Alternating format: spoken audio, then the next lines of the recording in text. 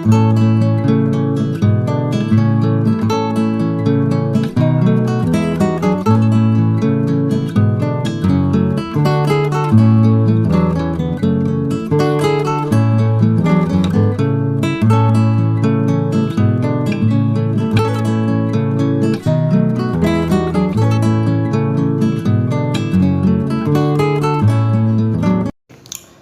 Hello dear student, welcome to Q physics academy.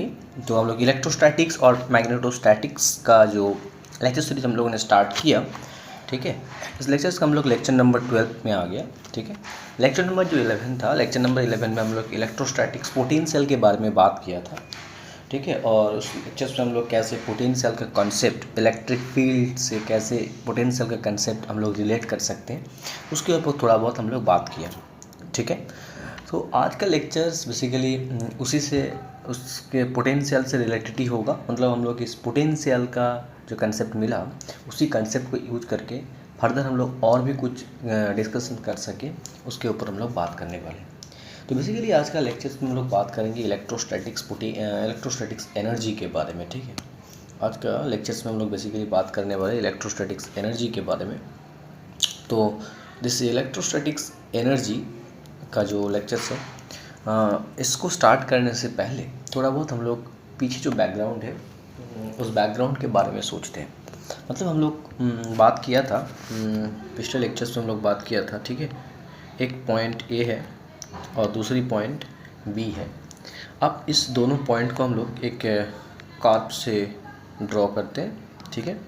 और this is the direction, और इस direction में हम लोग एक this is the dl vectors होता है और this is the vector of E vectors, right. E equals to minus grad भी होता है, तो ई है बेसिकली। तो हम लोग इसमें कैलकुलेशंस क्या किया था, हम लोग इसमें जो देखा था, जो लाइन इंटीग्रेशंस हम लोग देखा था, ए से लेके B E vector dot dl is independent of path,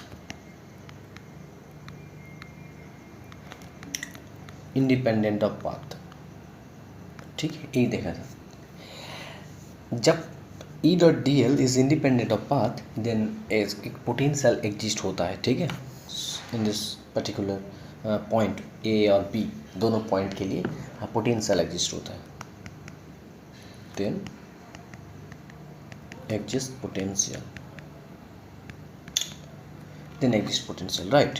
सो इसके बाद हम लोगों को मिला था V B minus V A equals to minus A से लेके B E dot D L vectors. तो इसके बारे में हम लोग बात किया था, और इसमें भी हम लोग ये भी बात किया था, जो यहाँ पे जो इलेक्ट्रोस्टैटिक्स फील्ड था दैट इज़ ए कंजर्वेटिव, ठीक है, कंजर्वेटिव इलेक्ट्रिक फील्ड था। और हम लोग ये भी देखा when electric field is conservative then E vector is actually represented as a gradient of potential, ठीक है। When electric field is conservative, then we can express electric field as a function, as a gradient of scalar function, and that scalar function is called electrostatics potential. So here this is called scalar potential functions, scalar potential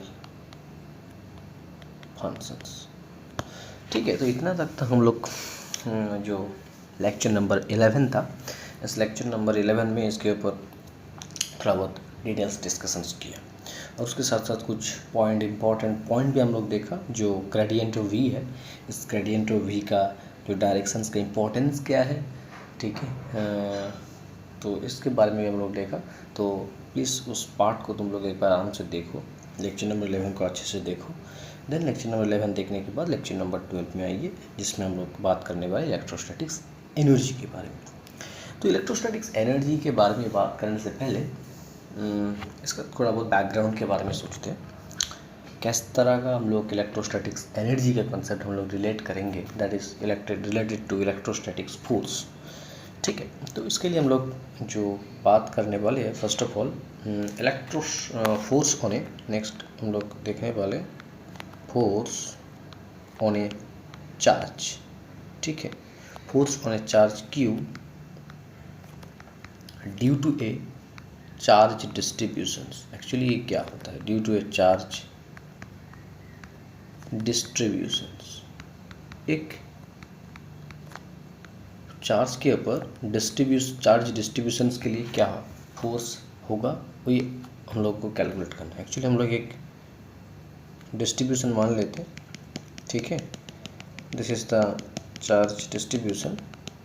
अब हम लोग इस charge distributions के लिए एक particular distance are में एक charge Q है, इसके ऊपर हम लोग इलेक्ट्रोस्टैटिक्स फोर्स कैलकुलेट करने वाले। तो इलेक्ट्रोस्टैटिक्स फोर्स का जो एक्सप्रेशंस होगा that is F equals to charge into electric field. ठीक है, चार्ज इनटू इलेक्ट्रिक फील्ड, जो चार्ज के ऊपर हम लोग फोर्स कैलकुलेट करने वाले, दिस इज दैट चार्ज और is the electric field of this charge distributions. So यहाँ पे is basically electric field due to this charge distributions. जो चार्ज डिस्ट्रीब्यूशन है, इस चार्ज डिस्ट्रीब्यूशन के लिए है, due to this charge distributions. ठीक है, तो अब हम लोग क्या देखने वाले हैं? देखो, बहुत ही सिंपल कंसेप्ट के ऊपर हम लोग जा रहे हैं, सिंपली एक कंसेप्ट को एक कंसेप्ट को डील कर रहे हैं। Let us take a point, again let us take a point, that is point A, that is point B, और इसी पॉइंट को हम लोग एक कर्व से जैसे ज्वाइन करते हैं, इस तरह ज्वाइन कर लेते हैं।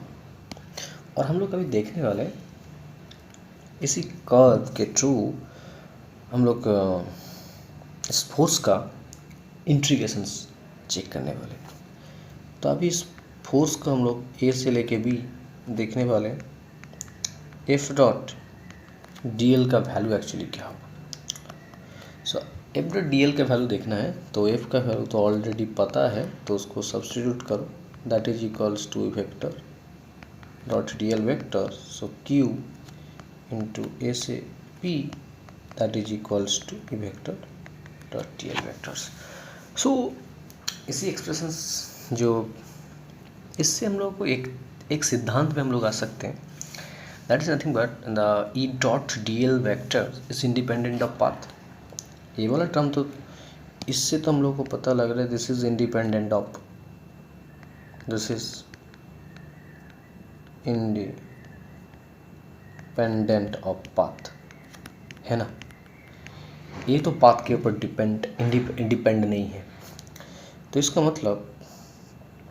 मतलब जो इलेक्ट्रोस्टैटिक्स फोर्स का जो लाइन इंटीग्रेशन है, it is also independent of path, independent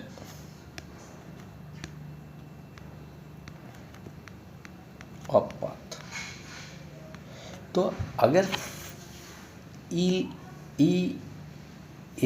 independent of path था, तब E is a conservative electric field था। तो यहाँ पे ई इज कंजर्वेटिव, ठीक है। तो इसका मतलब यहाँ पे भी एफ वेक्टर क्या होगा? कंजर्वेटिव होगा। तो एफ वेक्टर अगर कंजर्वेटिव है, तो इसकी वजह से तुमको कुछ ना कुछ एक स्केलर फंक्शंस, इसके साथ कुछ ना कुछ स्केलर फंक्शंस का रिलेशन तुमको मिलेगा, कंसेप्ट मिलेगा। मतलब तुम एफ को किसी न किसी स्केलर फंक्शंस के फॉर्म में तुम लिख सकते हो, मैं ही बोल रहा हूँ, ठीक है। तो इसी कंसेप्ट को हम लोग फिर से इसी कंसेप्ट को हम लोग मूल सिद्धांत मान के आगे बढ़ेंगे, ठीक है। मूल सिद्धांत मान के आगे बढ़ेंगे। सो यहाँ पे एक अच्छा सा पॉइंट लिखिए, ठीक है। यहाँ पे एक अच्छा सा पॉइंट लिखिए, hence electrostatics force on charge Q hence electrostatic force on charge q due to charge distributions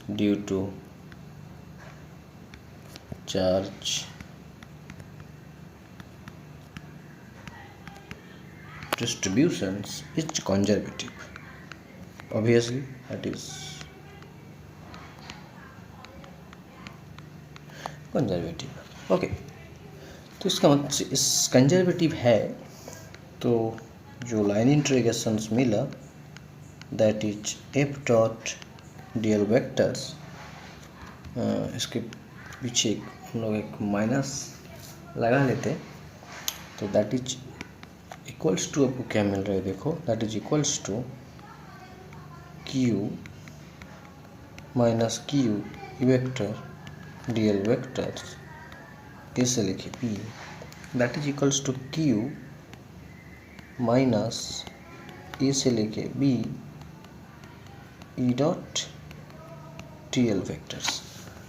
so now from these expressions we write this q is equals to pb minus ba, so that is equals to q vb minus Q V. ठीक है, Q V B minus Q V. So let us take U equals to Q V, so that is equals to U B minus U A. ठीक है, so finally we get expressions U B minus U A that is equals to minus line integration A to B f vector dot dl, f vector dot dl. Okay, so you get another expressions. So here this u is called potential energy. That's just a very important terms, that is u is called potential energy of q with please take underline, with potential energy of q with the charge distribution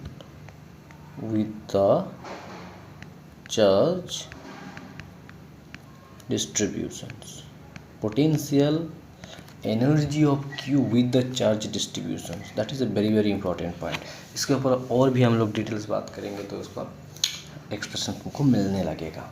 इसके ऊपर जो points है, जिसके ऊपर जो concept है, तुमको और भी डिटेल्स मिलने लगेगा. तो पोटेंशियल एनर्जी का एक्सप्रेशन हम लोगों को अभी कैलकुलेशंस करना है इसी कंसेप्ट के ऊपर.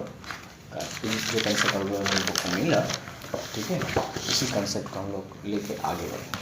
जो पोटेंशियल एनर्जी का रिजल्ट अभी मिलने वाला है, तो नेक्स्ट पोटेंशियल एनर्जी के ऊपर हम लोग थोड़ा बहुत बात करेंगे. ठीक है, नेक्स्ट हम लोग बात करेंगे पोटेंशियल एनर्जी के ऊपर बात करेंगे. तो पोटेंशियल एनर्जी हम लोग एक कोऑर्डिनेट सिस्टम लेते हैं. ठीक है, और इस कोऑर्डिनेट सिस्टम में एक मान लेते हैं this is the charge distribution Q.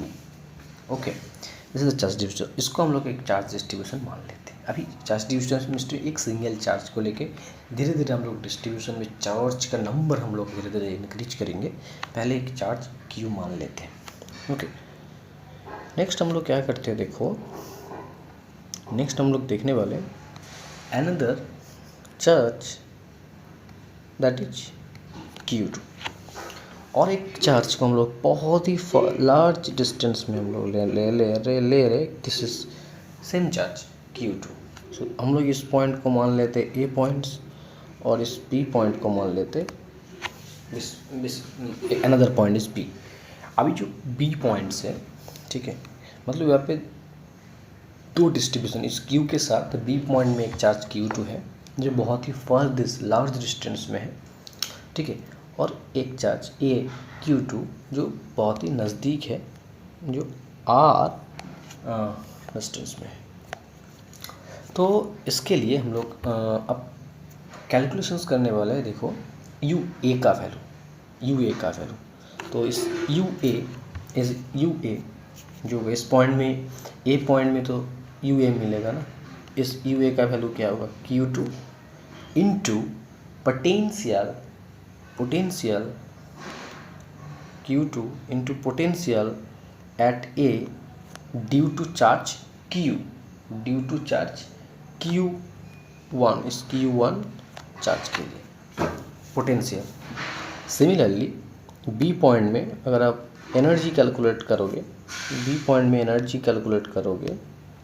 तो आप इसका एक्सप्रेशंस क्या होगा, charge Q2 and potential at B due to charge Q1।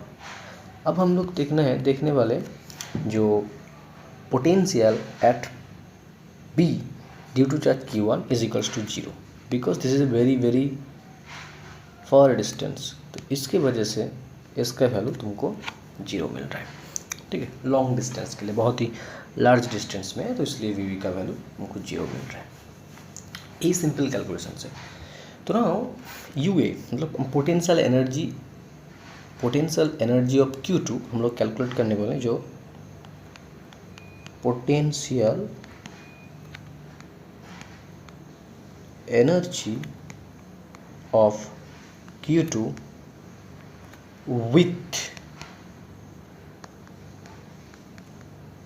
with Q1 potential energy of Q2 with Q1 charge distributions के लिए हम लोग देखने वाले हैं। So that is equals to U E, that is nothing but U A minus U B, but U B का value तो तुमको 0 मिल रहा है, तो इसके लिए अभी you A is nothing but Q2 VA, तो VA is nothing but potential at a point due to charge Q1, ठीक है। इसके लिए तो इसके लिए चार्ज क्या होगा अभी हम लोग देखेंगे, that is nothing but Q1 upon 4πε0 upon R, ठीक है।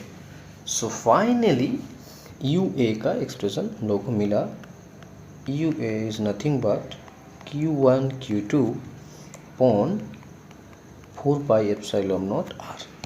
तो ठीक है, एक सिंपल चार्ज डिस्ट्रीब्यूशंस के लिए हम लोग पोटेंशियल एनर्जी का वैल्यू कैलकुलेट किया।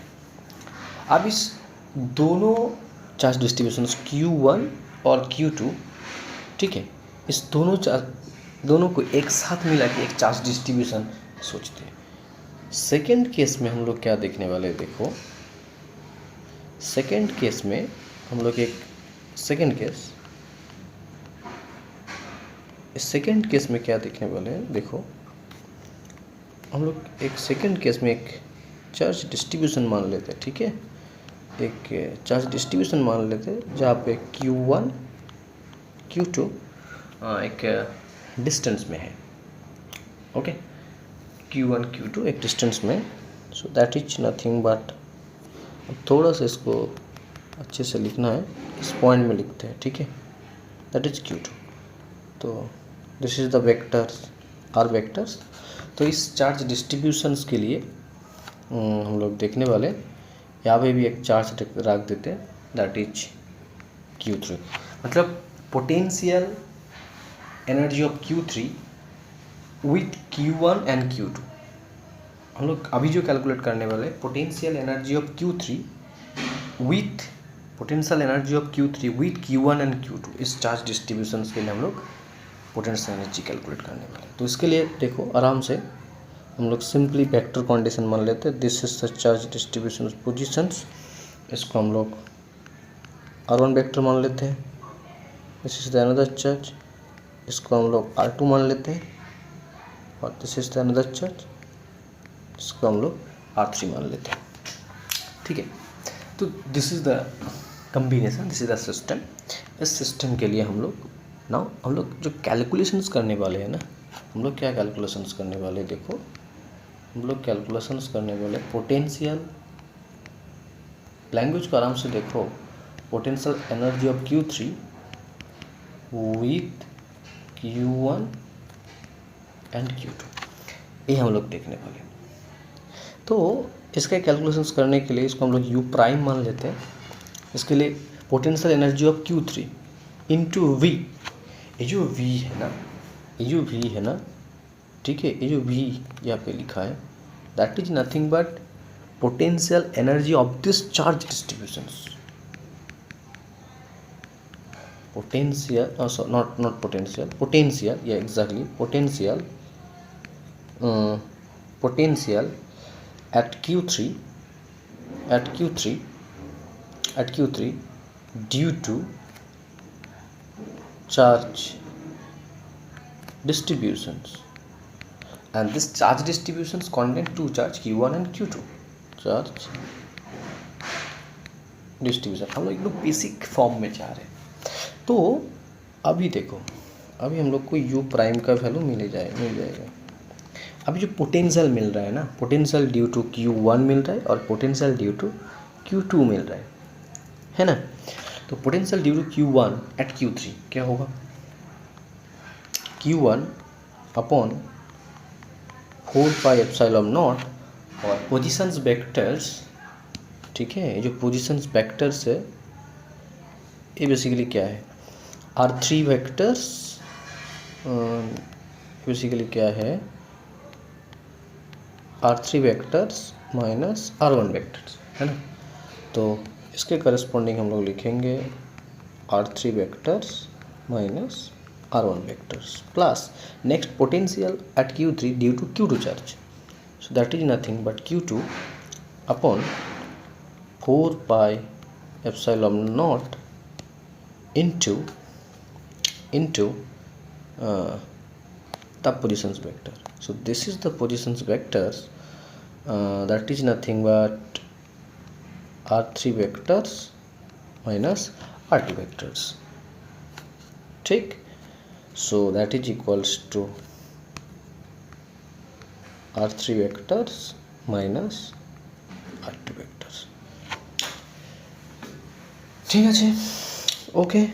So that is equals to Q1 Q3 upon 4πε0 R3 vectors minus R1 vectors plus Q3 Q2 upon 4πε0 R3 vectors minus R2 vectors।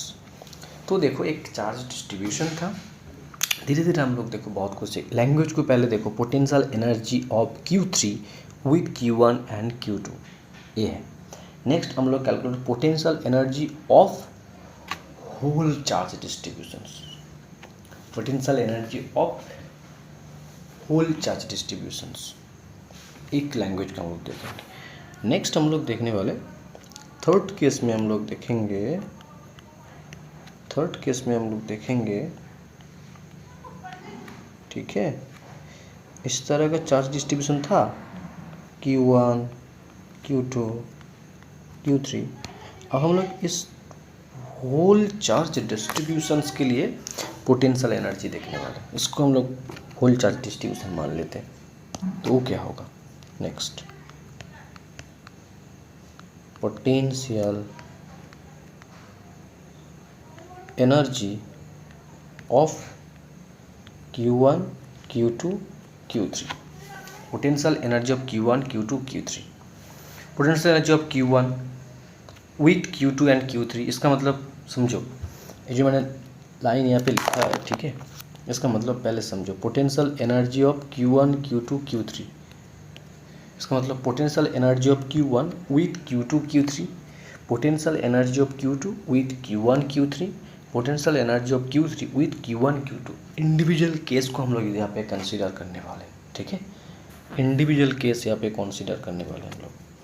तो दैट इज इक्वल्स टू, इसको हम लोग U डबल प्राइम मान लेते हैं। So that is equals to क्या होगा, देखिए हर एक कॉम्बिनेशन के लिए, तो हर एक कॉम्बिनेशन के लिए that is equals to Q1 Q2 upon 4πε0 Q1 Q2 इस दोनों के बीच का जो वेक्टर्स है that is equals to R3 vectors R1 vectors minus R2 vectors plus Q2 Q3 that is equals to 4πε0 R3 vectors R2 vectors plus Q3 Q1 that is equals to 4πε0 R3 vectors minus R1 vectors। तो एक सारे combinations के लिए हम लोग potential energy हम लोगों को मिला। अभी एक सिंपल केस मतलब इन जनरल केस को हम लोग कंसिडर कर लेते हैं, दैट इज फोर्थ केस। ठीक है, दैट इज फोर्थ केस। हम लोग मान लेते हैं एक इस तरह का एक चार्ज डिस्ट्रीब्यूशंस जिसमें charge Q1 Q2 up to Qn n number of charge है। इस होल चार्ज डिस्ट्रीब्यूशंस के लिए पोटेंशियल एनर्जी का एक्सप्रेशंस क्या होगा, इसको हम लोगों को देखना है। तो इसके लिए पोटेंशियल एनर्जी का एक्सप्रेशंस होगा, ठीक है, मान लेते हैं QI QJ upon 4πε0 RI vectors minus RJ vector summation over I 1 to n summation over j 1 to n, but here I not equals to j, I should be I not equals to j, ये वाला case होगा।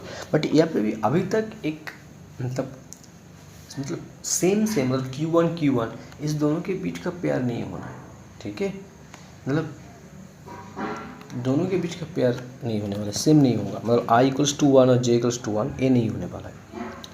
ठीक है, देखो इसमें जब pair बनेगा ना, मतलब मान लो तुम I इक्वल्स टू 2 लिया और j इक्वल्स टू 1 लिया, ठीक है, यहाँ पे भी तो ए वाला कॉम्बिनेशंस भी तो हो सकता है। मतलब यहाँ पे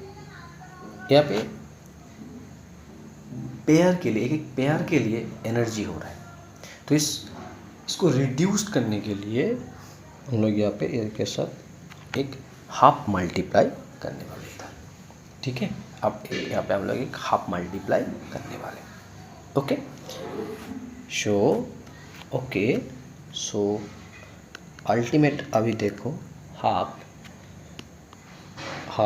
I 1 से लेके n QI को हम लोग बाहर ले लेते हैं, summation over j 1 to n QJ upon 4πε0 RI vector R J vector. तो यहाँ पे एक इम्पॉर्टेंट केस आ रहा है, आराम से देखो, ये जो टर्म है ना इसको हम लोग क्या बोलने वाले हैं, इस टर्म को हम लोग क्या बोलने वाले हैं, that is very very important, that is very very important. इसको हम लोग क्या बोलने वाले, that is a potential at the positions of QI, potential, इसको हम लोग क्या बोलने वाले, that is equals to half summation over I 1 से लेके n QI VI। ठीक है, VI। तो यहाँ पे जो VI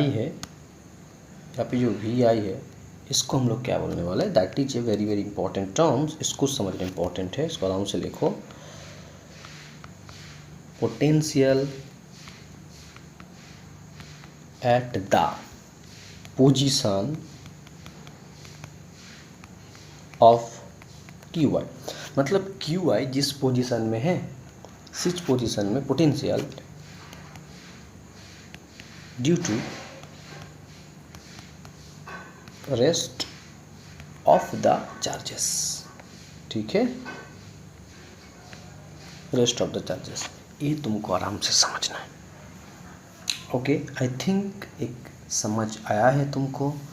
तो पोटेंशियल एनर्जी का जो सिंपल एक्सप्रेशंस मिला, that is U equals to potential energy का जो सिंपलेस्ट एक्सप्रेशन थी ना, that is half summation over I 1 से लेके n Q I and V I is very very important.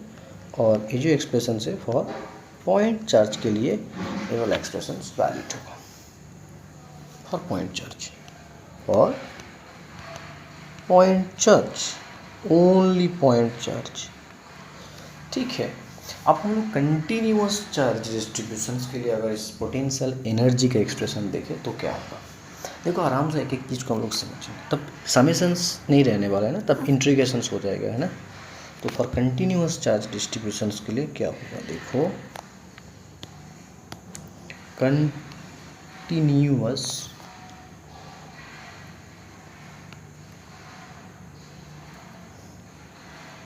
Continuous charge distributions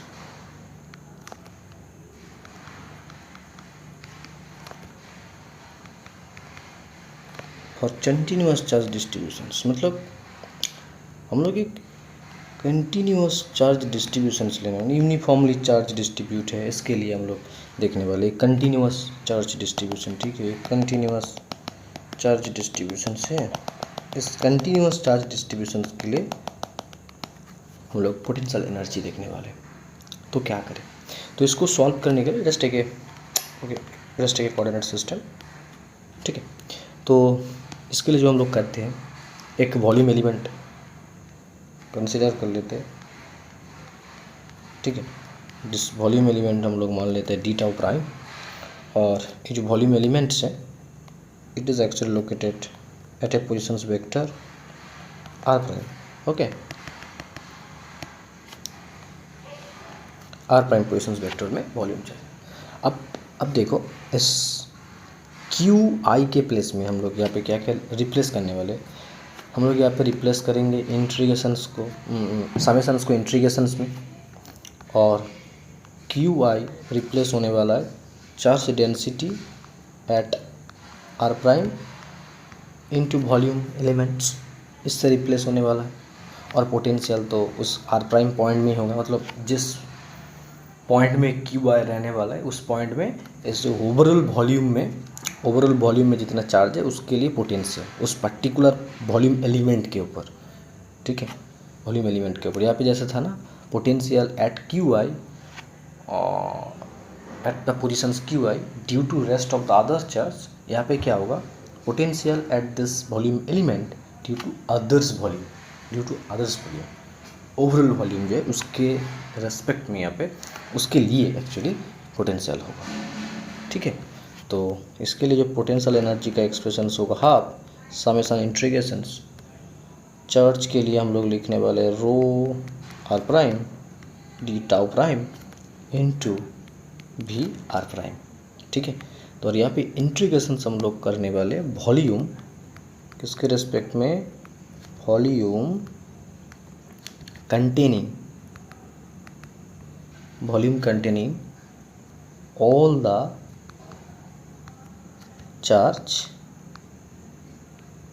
all the charge distributions। ठीक है,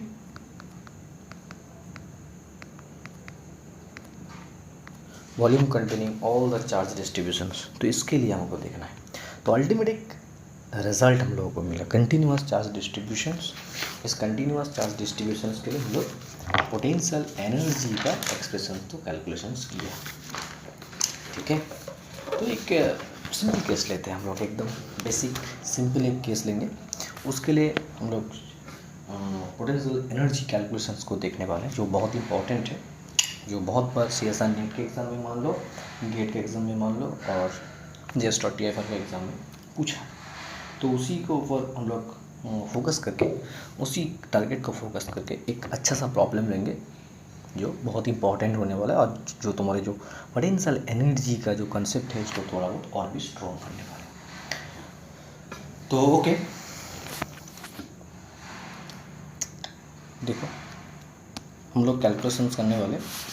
ठीक है, एक एग्जांपल के थ्रू हम लोग लेने वाले, find the electrostatics, find the electrostatics potential energy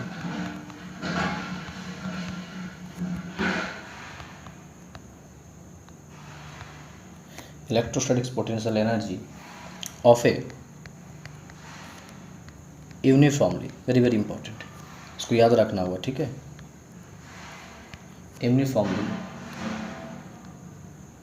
मतलब इसका जो रिजल्ट आएगा वो याद रखना है, सीखना भी तो है कैसे कैलकुलेशंस हम लोग कर रहे हैं, बस इसका रिजल्ट भी याद रखना है, मतलब ये तुमको बहुत कुछ सिखाने वाला है, ठीक है। Uniformly charge sphere,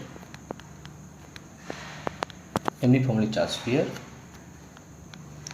of radius r and total charge q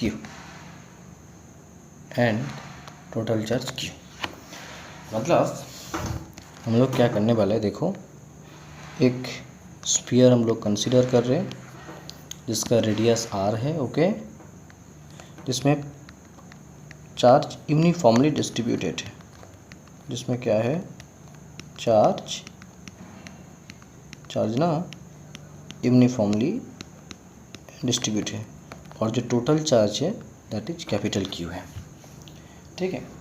तो इसके लिए हम लोग कैलकुलेशंस करने वाले electrostatics potential energy of uniformly charge sphere. इस यूनिफॉर्मली चार्ज स्फीयर के लिए इलेक्ट्रोस्टैटिक्स पोटेंशियल एनर्जी कैलकुलेशन करने वाले। तो कैसे कैलकुलेशन करें, प्रोसेस देखो, प्रोसेस इसमें जो कैलकुलेशंस करना है ना, तो बेसिक फॉर्मूला को पहले लिखते हैं, electrostatics potential energy half continuous charge distribution से जो वॉल्यूम इंटीग्रेशंस होगा ओवरऑल स्फीयर इसके रिस्पेक्ट में होगा कंटेनिंग ऑल चार्जेस, ठीक है। जो वॉल्यूम हम लोग यहाँ पे कंसिडर करने वाले कंटेनिंग ऑल चार्जेस इसका वॉल्यूम के बारे में बात कर रहे हैं, तो that is equals to rho R prime, मतलब कंटिन्यूस चार्ज डिस्ट्रीब्यूशन में हम लोग को एक that is equals to V R prime into delta prime. मतलब इस कंटिन्यूस चार्ज डिस्ट्रीब्यूशंस के लिए अगर तुमको पोटेंशियल इलेक्ट्रोस्टैटिक्स एनर्जी कैलकुलेशंस करना है, तुमको पहले एक वॉल्यूम एलिमेंट कैलकुलेशंस करना होगा, मतलब एज्यूम करना होगा आर प्राइम डिस्टेंस में सेंटर से लेके, और उसी पॉइंट में तुमको पोटेंशियल भी कैलकुलेशंस करना है और चार्ज डेंसिटी कैलकुलेशंस करना है। बट यहाँ पे तो चार्ज डेंसिटी है ना कांस्टेंट है, ये बोला टर्म किंतु कांस्टेंट है, कांस्टेंट यूनिफॉर्म, ये तो वेरी नहीं हो रहा है ना, ये आर के ऊपर इंडिपेंडेंट है एक्चुअली इस केस के लिए, ठीक है। कांस्टेंट है, सारे जगह में कांस्टेंट है, आर प्राइम में भी जो वैल्यू है R prime equals to R में भी सेम वैल्यू है, कांस्टेंट है, क्योंकि यूनिफॉर्मली चार्ज स्फीयर कंसीडर किया है इसलिए। But B R prime that is independent, that is different, that is vary हो रहा है, तो उसके ऊपर हम लोग पहले फोकस करेंगे। तो इसके लिए रो प्राइम का वैल्यू तो मिल गया, रो का value total charge upon volume that is equals to 4/3 pi R cube that is equals to 3Q upon 4 pi capital R cube. Rho का तो वैल्यू मिल गया हम लोगों को, but V of R prime का वैल्यू कैलकुलेट करना है। उसके लिए हम लोग पहले क्या सोचने वाले हैं, हम लोग पहले एक वॉल्यूम थोड़ा सा नीचे लेते हैं, यहाँ पे लेते हैं एक वॉल्यूम एलिमेंट ले लेते हैं, ठीक है। और जो वॉल्यूम एलिमेंट से इसका डिस्टेंस हम लोग मान लेते हैं आर प्राइम, ठीक है। और या इसको थोड़ा सा तुम बाहर की तरफ ले लो, तो इस पॉइंट को हम लोग एस मान लेते हैं और ये वाला पॉइंट को हम लोग पी मान लेते हैं, ठीक है। मतलब पहले तुमको वीपी कैलकुलेशन करना है, वी आर प्राइम का मतलब वीपी कैलकुलेट करना है, वी एस कितना होगा ये भी तो पता है, ठीक है। मतलब हम लोग एक्सप्रेशंस को यूज करने वाले हैं, जो ऑलरेडी मिला उसको उस रिजल्ट को हम लोग यहाँ पे यूज करने वाले, ठीक है। तो वीपी का value actually V R prime है, ये कैलकुलेशन करना है। तो you know VP minus B S that is equals to minus E vector dot D L vector, और यहाँ पे एस से लेके पी, यस ऑब्वियसली एस से लेके पी, वैसे ए से लेके बी होता है वही तो करना होगा ना, यस। तो वी एस मतलब सरफेस में पोटेंशियल।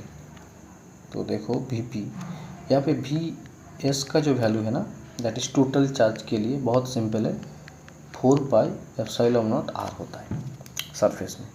ये तो तुमको मिल गया, ठीक है। तो V S minus V P simple है, but electric field for uniform charge sphere के लिए तो बहुत सिंपल होता है ना।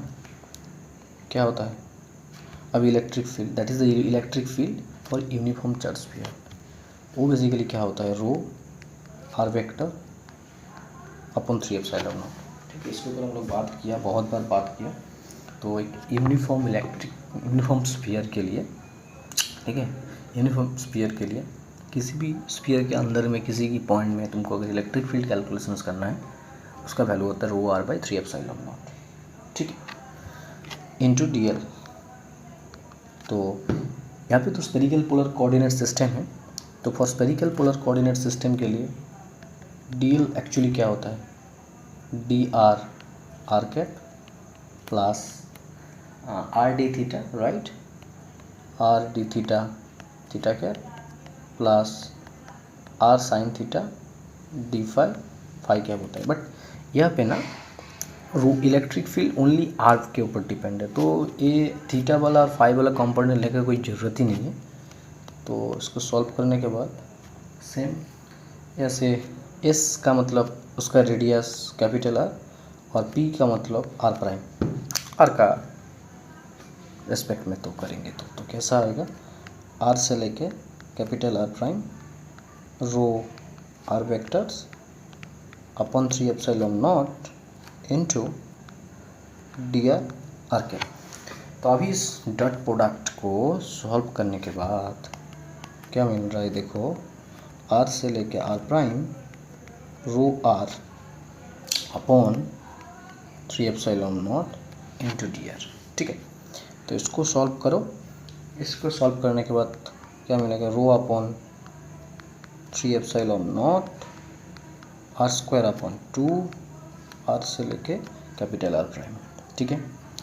सो that is equals to rho upon 3ε0 R prime square upon 2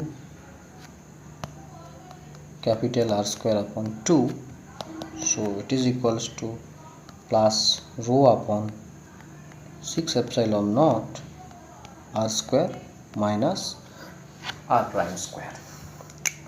okay, अभी इसके प्लेस में हम लोग रो का वैल्यू सब्स्टिट्यूट करते हैं। रो का वैल्यू सब्स्टिट्यूट करने के बाद क्या मिलेगा,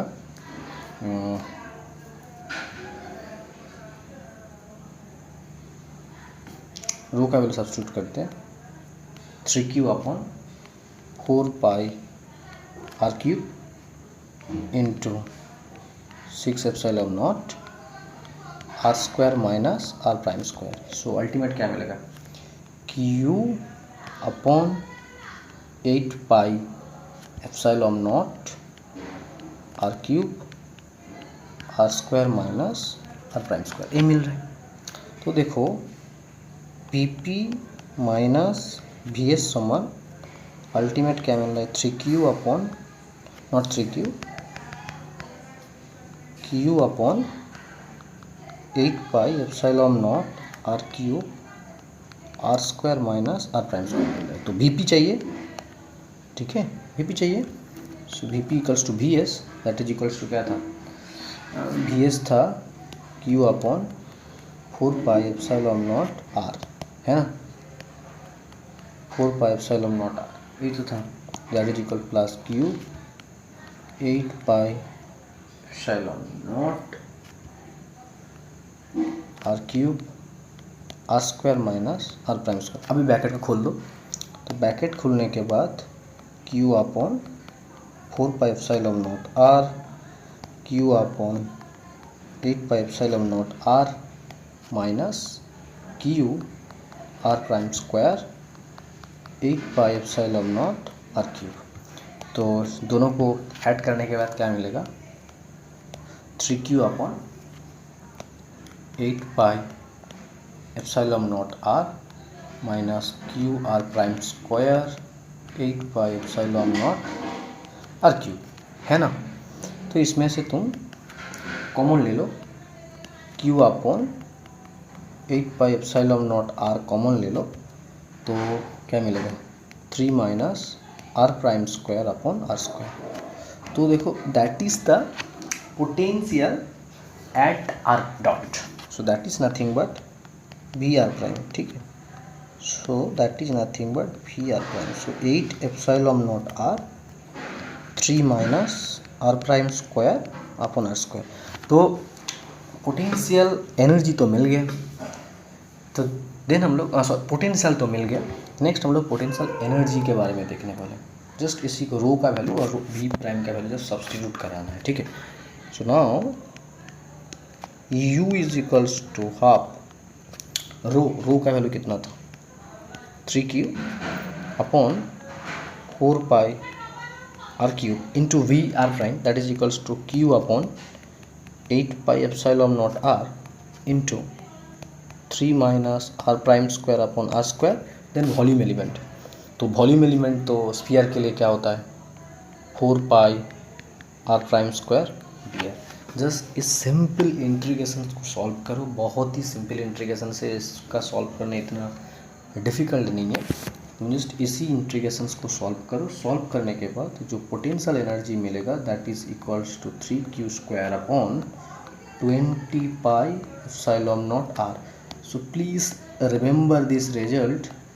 तो इसमें से देखो 3 चीज़ तुमको याद रखना है, क्या क्या क्वेश्चन बन सकता है। तुम्हारे पास एक यूनिफॉर्मली चार्ज स्फीयर है, ठीक है। क्या क्या क्वेश्चन मैंने एक बार लिख रहा हूँ, देखो यहाँ पे एक यूनिफॉर्मली चार्ज्ड स्फीयर है, ठीक है। क्वेश्चंस को पहले समझो क्या क्या क्वेश्चन पूछ सकता है इस जगह से। मैंने 2-3 क्वेश्चन यहाँ पे कवर किया, ठीक है। एक यूनिफॉर्मली चार्ज स्फीयर है जिसमें टोटल चार्ज Q है, तो तुमको क्या क्या पूछ सकते हैं। इनसाइड पॉइंट में इलेक्ट्रिक फील्ड तुमको कैलकुलेट करना है at R less than R में। इसका वैल्यू क्या होता है rho R vector upon 3 epsilon. तुम इसके जगह में रो के जगह में तुम Q upon 4 pi epsilon not R cube तुम सब्स्टिट्यूट कर सकते हो, ठीक है। इसके लिए कोई यूनिफॉर्म चार्ज दे।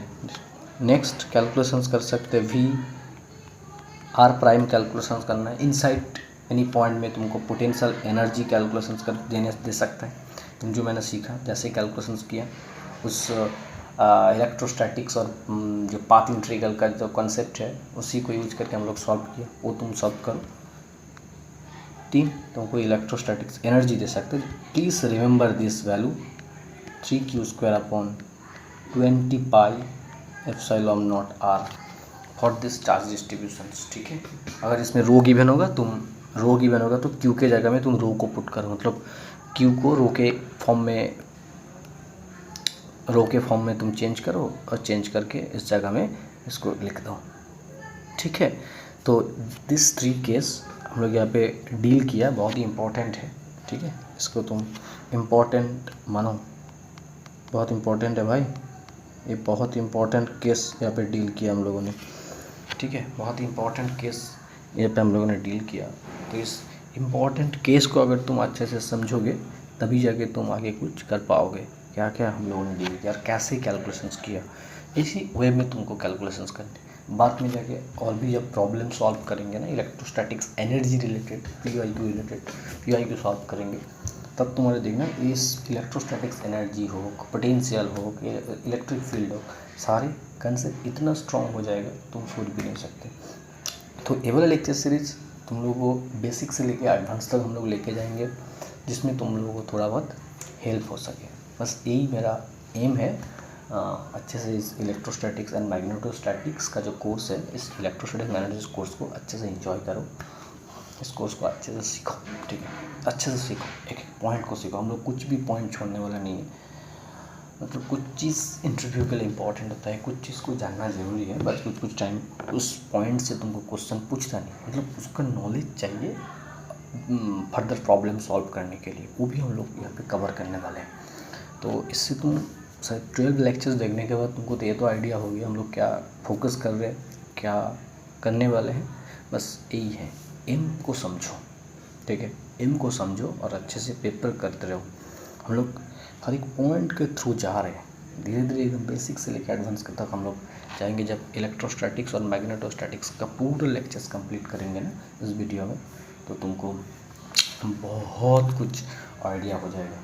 इसी तरह ये वाला कोर्स ख़त्म होगा, उसके बाद नेक्स्ट एक इम्पॉर्टेंट कोर्स लेंगे, जिस इम्पॉर्टेंट कोर्स में इसी तरह कंप्लीट करेंगे हम लोग, ठीक है। तो आई थिंक उनको इलेक्ट्रोपोटेंशियल जो लेक्चर नंबर 11 में था, और इलेक्ट्रोस्टैटिक्स एनर्जी जो इस लेक्चर में हम लोग डील किया, बेसिक पार्ट को डील किया, कैसे कैलकुलेट करना है, क्या फॉर्मूला यूज करना है, कैस वे में कैलकुलेशंस करना है, तुमको आइडिया हो गया। तो अगर आइडिया हो गया प्लीज़ एक लाइक कर दीजिए, सब्सक्राइब तो करिए, मस्ट करिए, वो तो करना ज़रूरी है, ठीक है। तो इस वे में तुम अगर सीखोगे तो सीखने का मज़ा ही होगा। तुम सीखोगे, मज़ा के साथ सीखोगे, इंजॉय करके सीखोगे और आगे भी पढ़ पाओगे, ठीक है। ओके, तो आज के लिए यहाँ तक है। नेक्स्ट वीडियो में हम लोग फिर से कुछ अच्छा खासा प्रॉब्लम डील करने वाले हैं, ठीक है। Okay, thank you.